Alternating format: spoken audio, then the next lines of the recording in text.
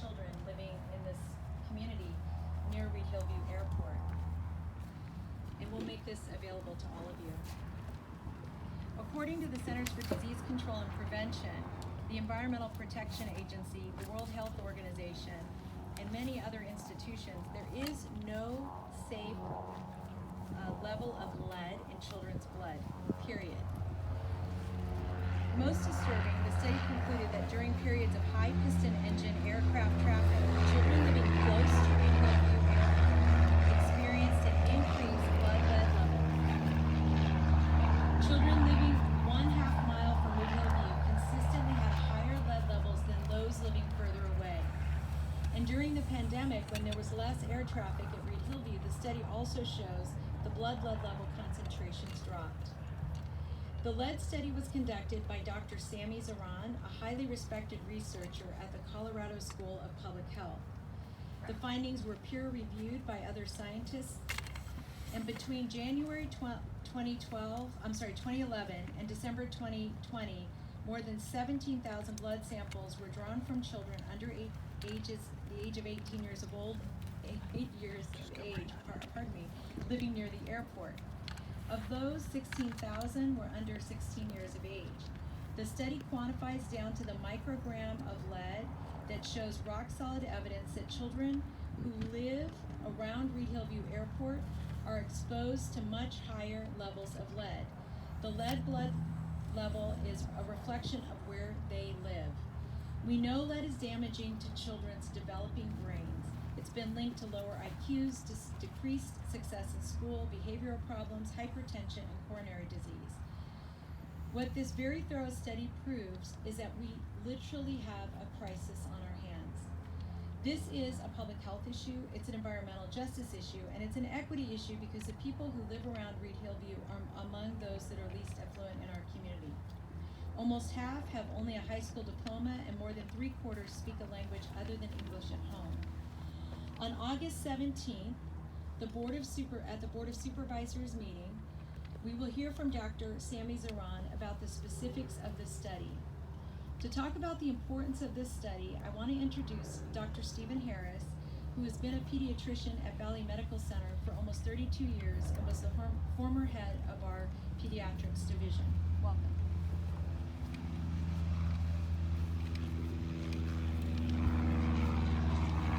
Cindy, and thank you all for coming to hear about this very important study that was commissioned by our county. I want to take a step back and just remind everybody, if you don't know, about all the tremendous work that our public health department in Santa Clara County has done over the last several decades. Pretty much mirroring my 30-plus year career at Valley Medical Center in lead prevention and lead abatement.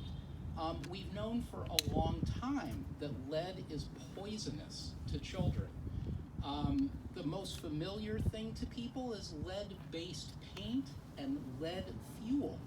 And some of us remember the days when we used to fill our automobile tanks with leaded gasoline, or we would go to the pump and we'd look at the side of the pump and see whether it was leaded or unleaded. Well, fortunately, we don't deal with that anymore. There is no more unleaded car fuel, but there is no more leaded automobile fuel that we use, but there is leaded aviation fuel. The other thing that we remember is lead-based paint, and that's been more of a problem in the East Coast and the Midwest of the United States, but it was a problem in this community too. We did have some old housing stock that had lead-based paint, and when you would remodel a house or do work on a house or tear down a house and rebuild, all that leaded paint would turn into powder and would poison the ground around it. And I don't advise anybody to ever do this, but if you take a taste of lead, it tastes sweet. It tastes like candy. And that's why little kids are so attracted to it. They get a taste of lead and then they eat it. What happens when a child eats lead? That lead goes right into the bloodstream. goes up. And although the blood level of lead will come down, all that lead that gets into the bloodstream gets distributed into the tissues, particularly our bones. So children and babies who are exposed to lead can get a high lead level, and then the lead goes into their bones, and as the lead leaves the bloodstream, it comes out of the bones and goes back into the bloodstream. The most important complication of lead poisoning is problems with brain development.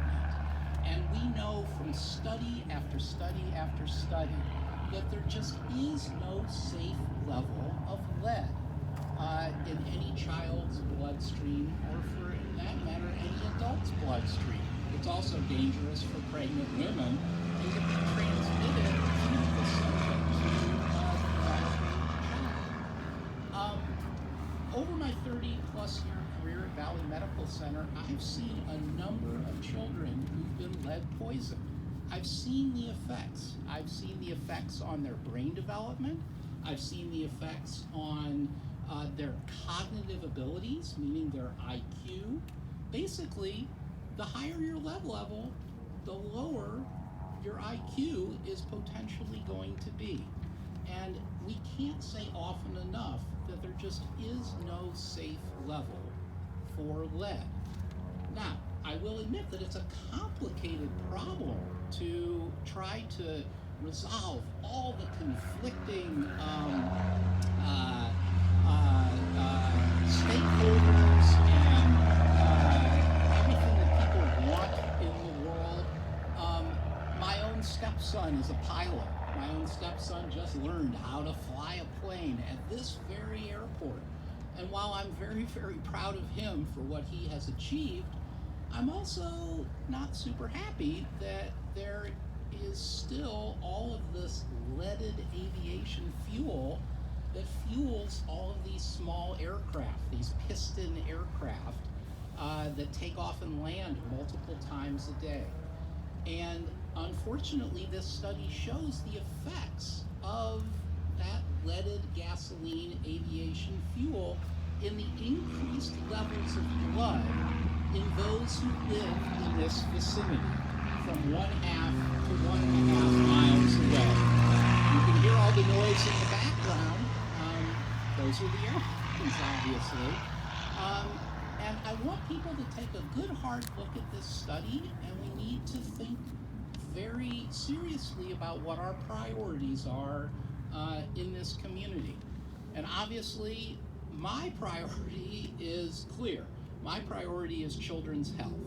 And anything that I can support that is going to improve the health of the children in this community is something I'm going to be in favor of. So I welcome the opportunity to answer any of your questions afterward. And I'm going to bring Cindy back up, right? Yep, thank you. Thank you again for your time. Thank you. He'll be passing those studies out. He grabbed a couple of them. Next, just as a reminder for those of you who don't know the community you live in well, but I want to say that there are 21 schools and child centers surrounding Reid-Hillview Airport. And that's why it's so important that we hear from leaders in the education community. And I'd like to remind Dr. Marianne Hall, who's the superintendent of schools for St. Clair Campus Office of Education.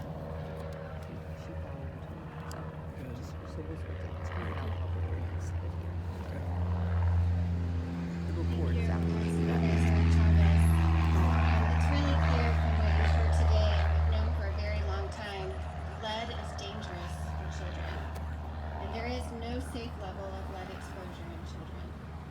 Many people believe that lead exposure is rare. It is not. Many people believe that lead exposure can be mitigated. It can't.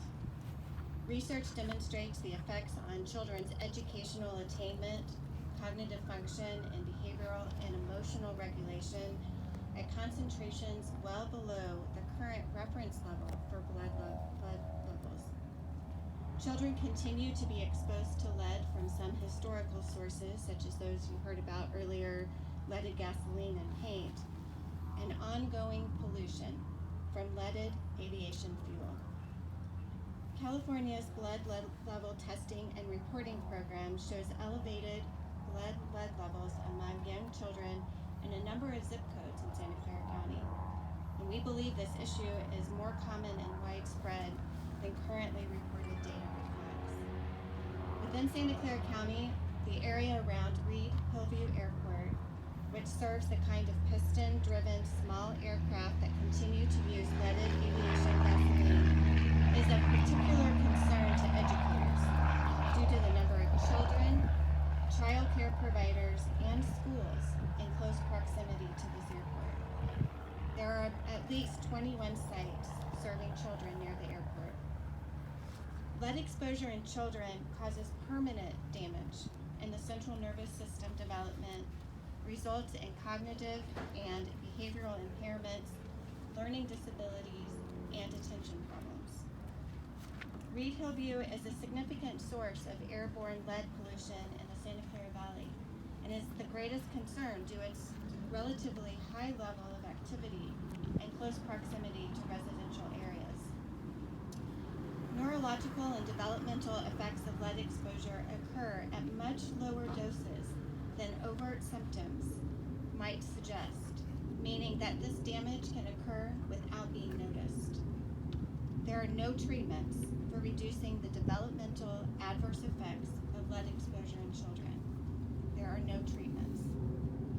Other approaches, including parent education and providing households with dust control measures, etc., have not been successful in reducing children's blood lead level.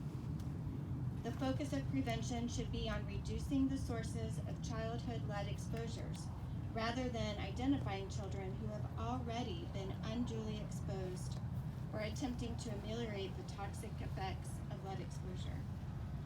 Eliminating sources of lead exposure is the only effective strategy. The Santa Clara County Office of Education has compiled a white paper released later today on our website that summarizes the issues of lead exposure and its impact on children and their subsequent health and educational outcomes. You'll be able to find it at sccoe.org. There is no safe level of lead exposure to children, and the consequences of exposure last a lifetime. Eliminating all sources of lead exposure is the only effective strategy for protecting children, ensuring their healthy development, and their successful educational outcomes.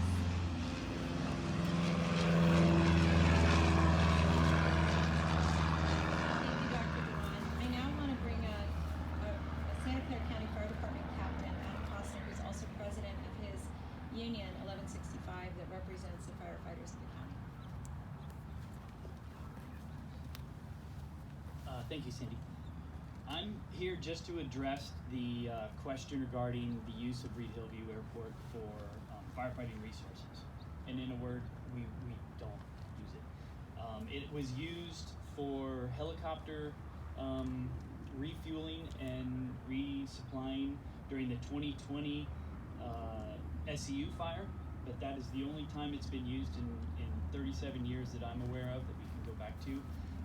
The runways at Reid-Hillview are not long enough to be able to accommodate the CAL FIRE fixed wing aircraft, which we use in the hills here, and it wouldn't make much sense to do it because of the fact that we have Hollister is where they have their base for operations.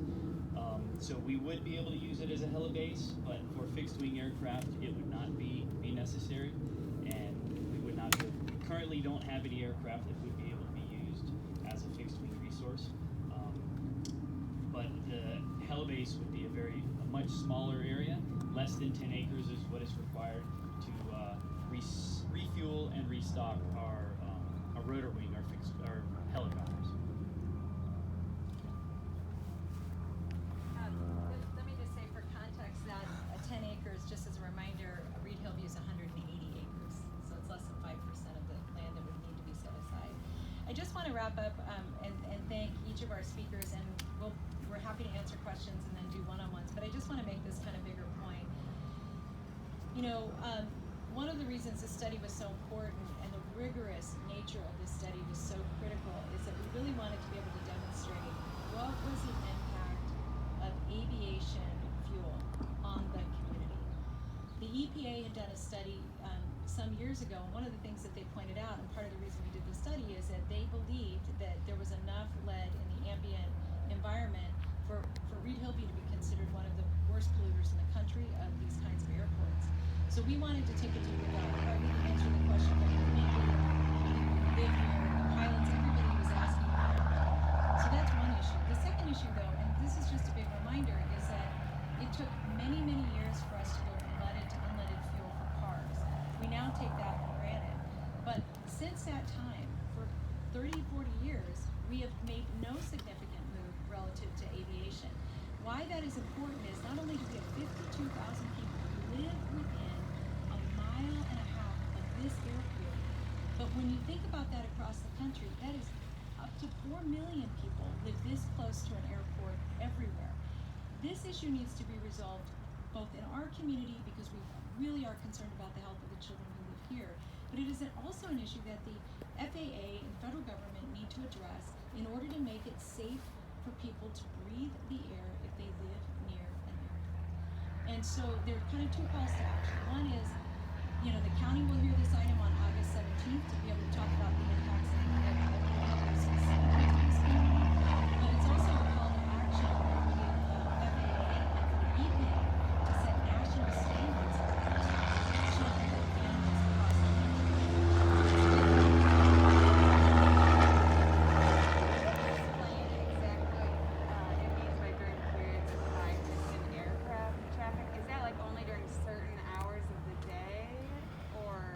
On that one, I'm going to let Dr. Zaran answer that question for you tomorrow. I read his study, and if you want to we'll have it for you. But I just, my observation, it might even be during the certain times of the year when they have more touchdowns and landings. Landings and takeoffs.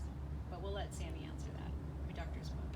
Cindy, what's the significance of this report, given that the county has already set a timeline for the potential closure of Reid-Hillview? What does this do to that timeline?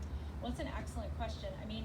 There are two issues. One is that the board, on a 3-2 vote, has decided to accept no more airport improvement grants, thus allowing us to close in 2031. The real question for us is, now that we know we have this significant hazard, whether or not it makes sense for us to petition the FAA to let us close Reid-Hillview even sooner because of the number of people who live here, and that will be a question that's before the board. But the second issue is the issue I just raised, which is, what's the call to action to the FAA and the EPA now? What action should be taken to protect people right now? And with planes taking off and landing right now, you're saying that all of these planes that we're seeing and hearing are polluting the people who live down below as we speak?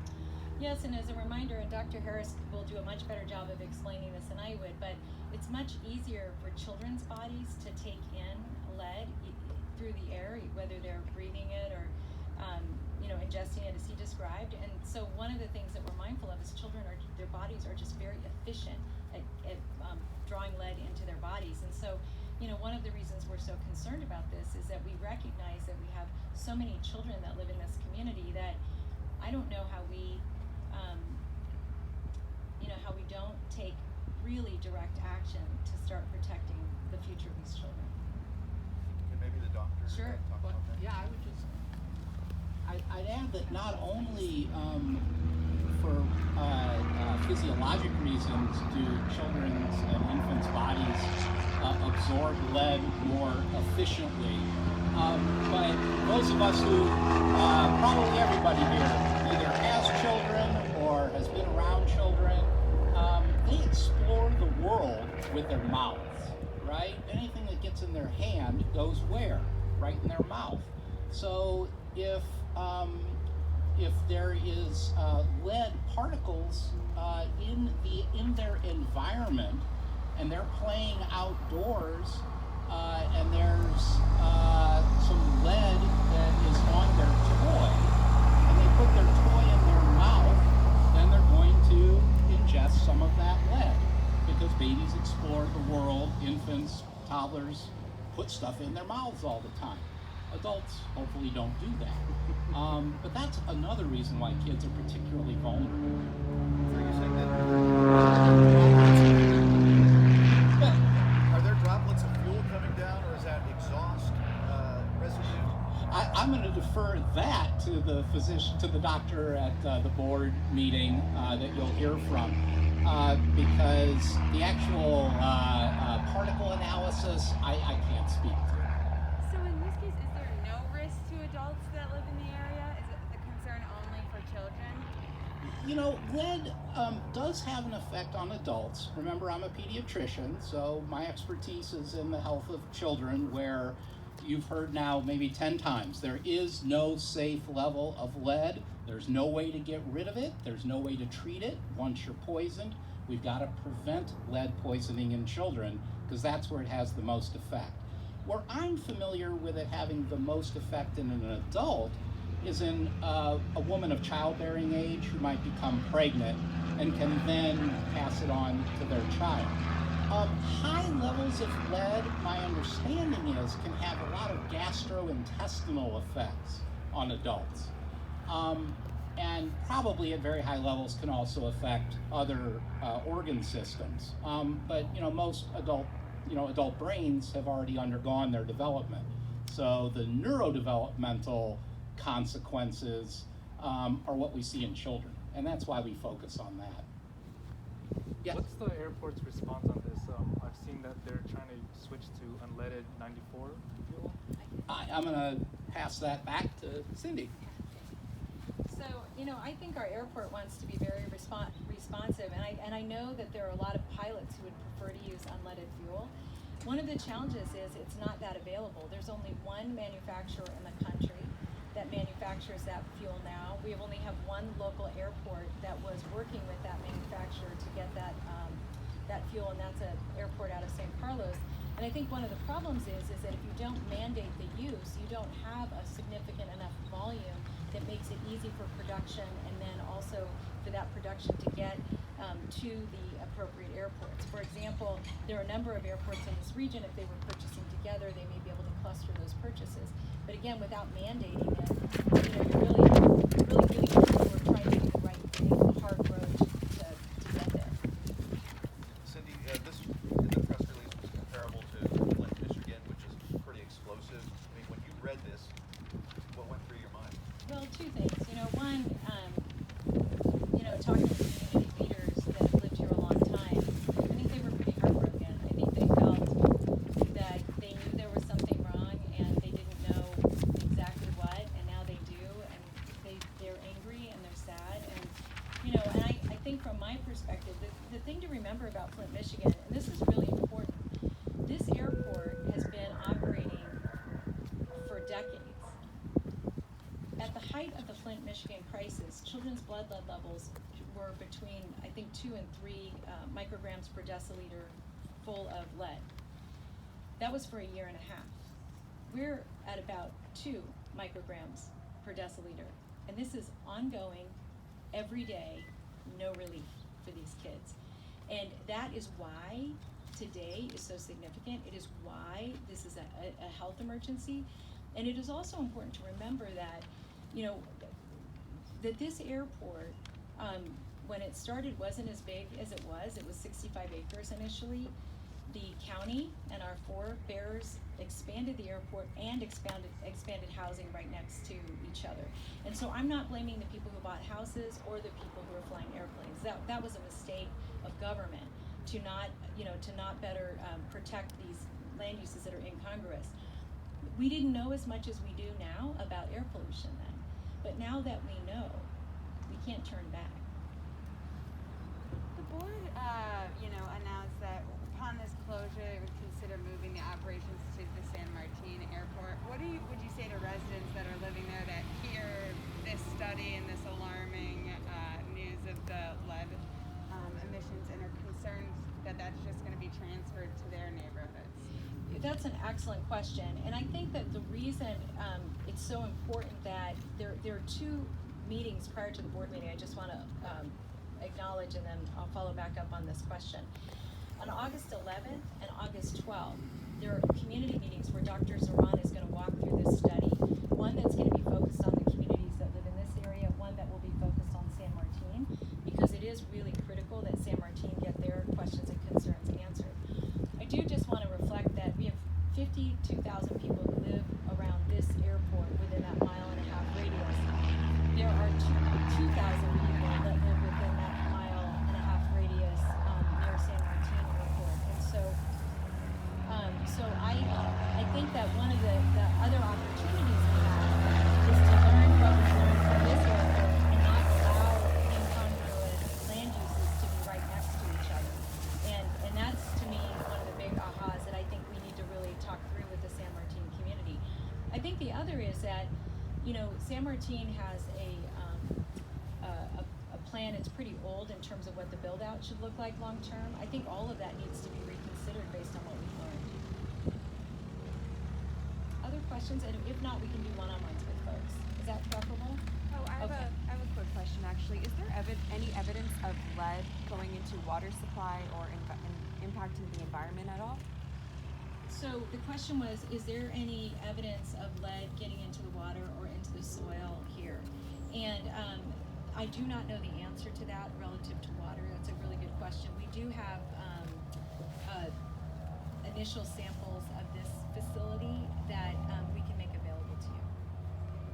All right, we'll do one-on-ones. Thank you all. Thank you.